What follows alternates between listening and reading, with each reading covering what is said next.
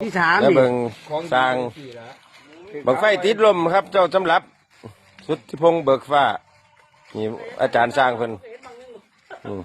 ติดจูดอยู่เพิ่น บังยังบ่ทันลงเด้อผม ว่าเขาเศร้าเลยบัดเอาไอ้ปอลง กลางบ่กลางบ่ ไปใช้ละ ไปคุณ กลางบ่บ้านนี้ กลางวะ บ่เห็นหรอกบังบ่ทันลง กลางบ่ บ่ทันกลางบ่กลาง โอ้นี่กลางแล้วพี่น้องเห็นบ่พุ่น แดงแดงแดงแดง โอ้พี่กลางแล้วไม่ได้กลางลงเนี่ยลง โอ้ลมกลางเลยพุ่น ท่านเห็นนะเป็นน้ำเขาพุ่นโอ้พี่ไปถึงเรื่องไปดี ย่ำเลย โอ้ยนี่เนี่ย โอ้แน่นอนของเพิ่นพี่น้องกลางแล้ว พี่ซื้อไปไหมเนี่ยมึงไปไหมไปไหมนี่เห็นบ่ ไปเลย โอ้ยเยี่ยมมากสุดยอดอีหลี โอ้ยในการมือแรงล่มขึ้นเทิง สี่ได้ไหม ในการด้วย ยึดไปไหม